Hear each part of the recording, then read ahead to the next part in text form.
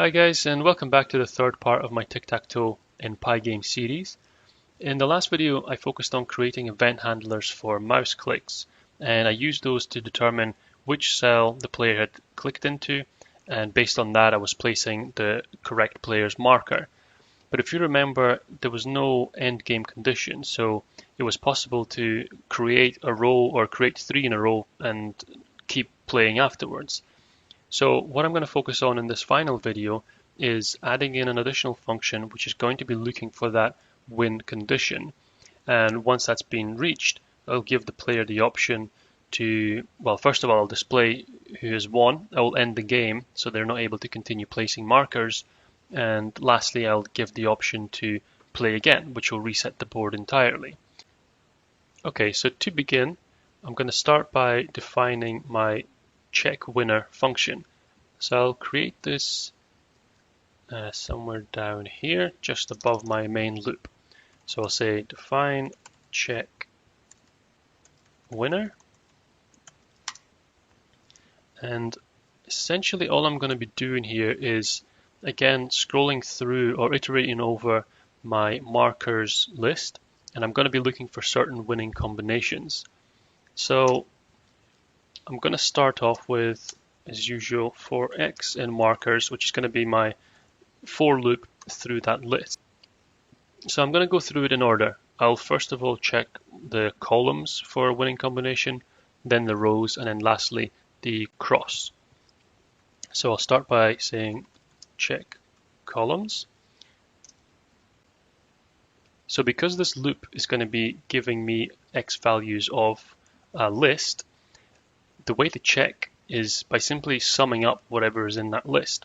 So if player 1 has put his markers in each of those points, then that's going to mean that each of those values is a 1. So if we total them all up, I should get a 3. So if there's a 3 in any of these sums, it means that all of those points belong to player 1. And this is why I used -1 for player 2, because I can do the same thing, but if the sum is -3, then I know the player 2 has won. So I'm going to do this by just adding sums. So if sum x equals 3, then I can say that the winner is player 1. And I'm going to have to define this variable above. And I'll also add a game over condition. So I'll say game over equals true. Now I'll begin by defining these variables first of all. So winner is no one to start with, and game over is false to start with. So the next one then is to check if player 2 has won. So I'll copy this down and indent. If sum x equals -3, then winner is player 2. So this is where it could get a little confusing. I've reverted back to calling it winner is 2 and winner is 1. So again, that will make sense when I come to print the player or print who the winner is, but it could be a little bit confusing as I'm referring to as -1 earlier on in the code. So that's going to check all the columns, and now I'm going to check through the rows. And the way to do this is going to be a little bit different. I'm going to have to iterate again. So I'm going to say if markers 0, which is my X, and Y position. So I need to define this again up here. I'll start it off as 0, just so that I've got an empty variable. Y position equals 0. So if this plus, and I'm just going to add these up, plus markers 1. So I'm essentially just moving along my X plus markers 2. So same as above, but I'm just moving in the other direction. If this equals 3, then I copy over this condition. So player 1 has won that one. And now I can repeat this again, but I'm going to set the sum to -3. And I'll say the winner is player 2. Okay, so that's created my rows and columns. So the only other thing to do is add in my crosses. But before I do that, I need to just close out this variable. So the point of adding y pause at the start is that as I iterate through my markers, I want to increase y pause. So it's going to be plus equals 1. So in the next iteration, I move along, and essentially I'm going to be checking the next level within this list. So that's my columns and rows, and now check cross. However, I want to be doing this outside of that for loop. It's just part of the function. This is going to be a little bit simpler. I'll just type out the code. I'm essentially just going across top left to bottom right, and then bottom left to top right. So if markers 0, 0, so top left, plus markers 1, 1, which is the center, plus markers 2, 2, oops, 2, 2. So if these sum up to 3, or checking in the other direction, markers, and I will start over on the other side, 2, 2 down to 0, 2 equals 3, and then it's the same condition. Winner is player 1, and game over is true. So now I repeat this for my second player. So again, it's now going to be -3, and winner is going to be player 2. So the other thing to mention is I've got these winner and game over variables in here. I've got them within the function, but I'm also going to be feeding them out, plus they are defined globally to start with. So I'm going to just add in here global winner and global game over. So it means that these are, rather than being local variables to check winner function, they're global variables to the whole program. And now I can call this check winner function, and I'm going to call it down here just after I apply, or rather after I click on any cell and put in a new marker. So we'll check for a winner at this point. So the reason that I wanted to have the game over variable global is that I'm now going to use it in here. So if you remember, the problem I had before was that it was possible to just keep clicking and keep putting markers down in every cell. So I want to stop being able to do that. Now I've still got my event handler, and I still want to have the option to quit anytime, but I only want to be checking through my mouse clicks within the any of the markers if the game is running. So I'll say if game over is 0, only then do I want to be running through all of these checks. So I'll indent this. So it just means that none of this is going to be happening as soon as one of the players has won. It's going to set game over to 1, and we won't be able to go through this iteration or this logic anymore. So I've got that much defined, and I'm just going to run the code to see if this works, and just in case I've made any mistakes. All right, so I'll try. Okay, yeah, so I'm able to play, and now you see I've made a cross, and it's not possible to continue placing any more markers down. So there is no feedback, unfortunately, at this point. I don't have any way to actually say that someone has won, and there's no reset button or no play again button. All I can do is quit. So that's what I'm going to do next. What I want to do is create a function that's going to display who the winner is. And I'm going to define that just underneath check winner. So I'm going to call this one define draw winner. Winner. All right, so I want to display some kind of text onto the screen, first of all, to say player has won. So in Pygame, you can't just output text directly onto the screen. You have to take the text and then you have to convert it to an image, and then you show the image on the screen. So first of all, I'm going to create the text. I'll call it win text equals player plus the string of winner space wins. So I've declared who the winner is. Now I just need to convert that to text. Before we do that, I have to define a font. So I'm going to come up here where I've defined everything else, and I will define font. And I'm going to type font equals pygame.font.sysfont. And I'm going to set a size of 40.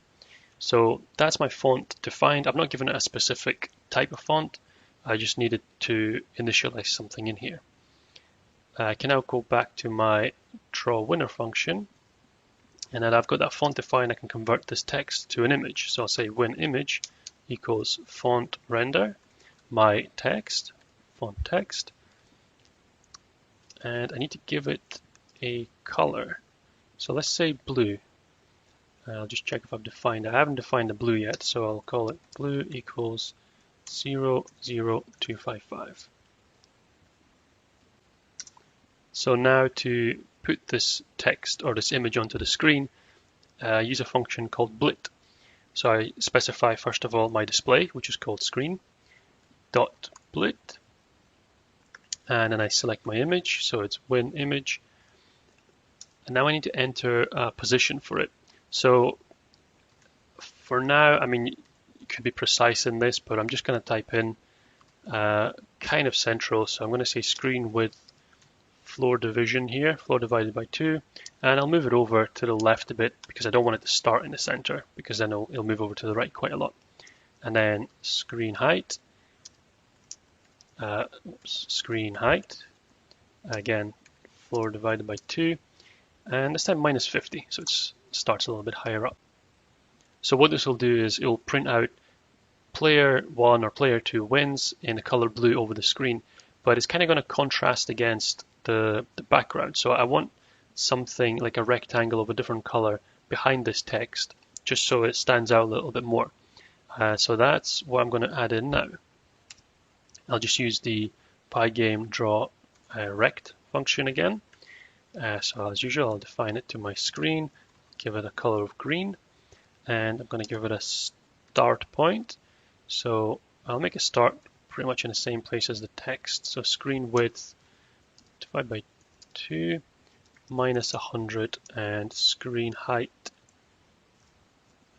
divided by 2. I'll say a little bit higher up, minus 60. And then I'll give it a width of 200 and a height of 50. Alright, so the next thing I'm going to do is I'm going to call this function.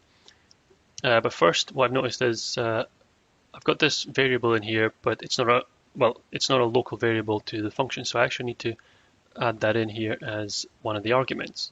So now I can call the draw winner function, and I only want that to be called when someone has won, right? And at that point, my game over is set to 1. So I can easily check for that condition by coming back into my while loop and saying if game over is true, so if someone has won, then draw winner. And I'm going to put in the winner variable as the argument. So let's just check whether this has worked. There we go. Okay, so it's given me the correct output. Player 1 was crosses and player 1 has won. But again, I still don't have any way of interacting and restarting the game. So that's the last step. That's what I'm going to do now. Alright, so I'm going to go back to my draw winner function, and I want to add a second line of text, and this is going to be play again. So I'm just going to call this again text equals play again question mark. I'm going to turn this into an image. So again image equals font render again text true, and I'm going to go with the color blue again for this one. And I'm going to show this on the screen as well. So same as above, screen.blit again image,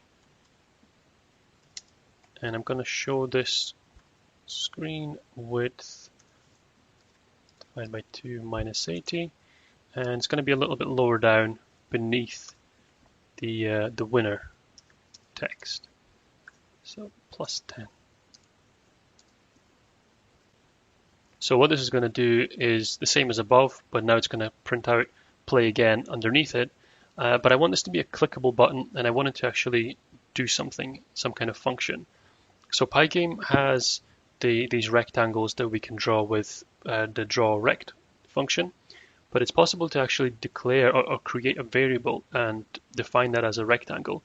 And that gives me more options a little bit later on, because it means that I can use further functions within Pygame to detect if that rectangle is being clicked on. So I'm going to create this play again rectangle, and I'm just going to go up here where all my variables are, and I'm just going to say in here, create again rectangle,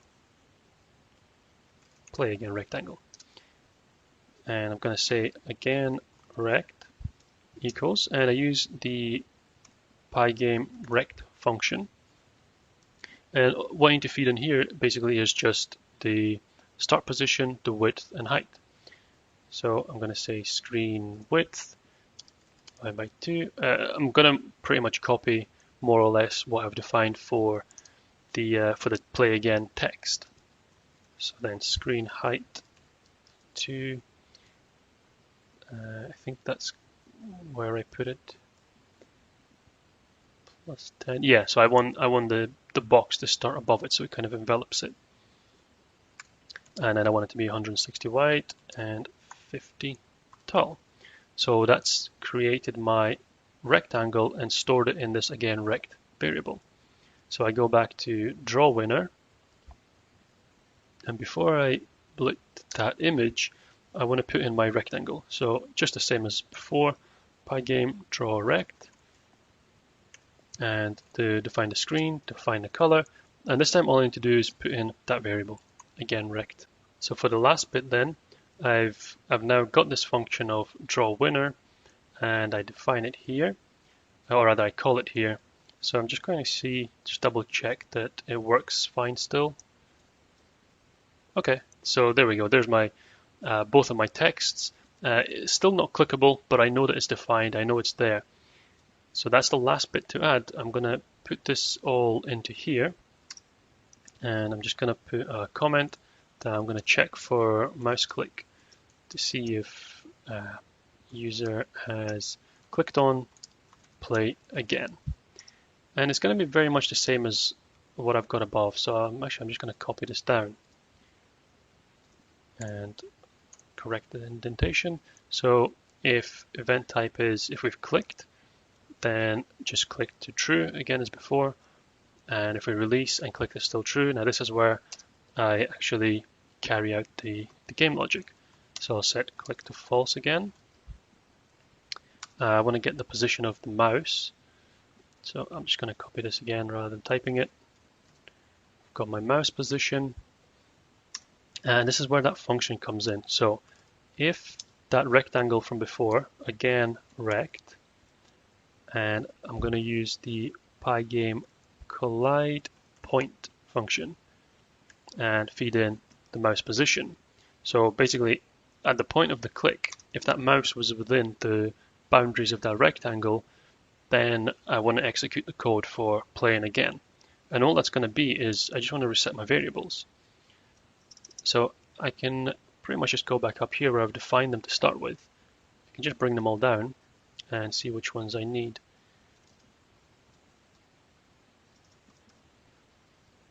So player goes back to player 1.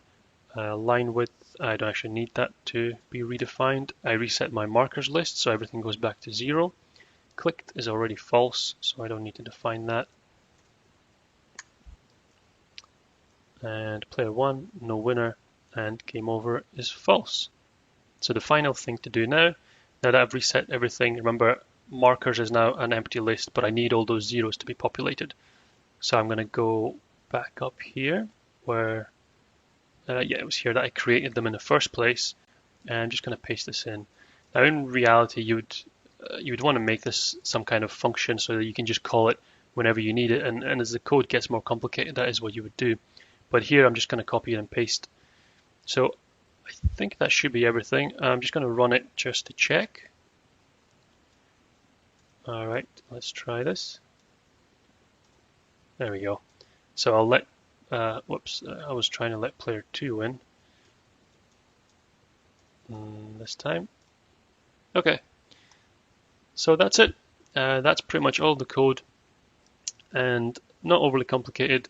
Essentially, I've got it going from creating the grid, creating all the lines, looking for mouse clicks for which cell we've clicked in, alternating players as you go, and then it's looking for a win condition, at which point it stops the game and it declares the winner, and it gives you the option to start again. So that's pretty much it, and I hope that was useful, and thanks for watching.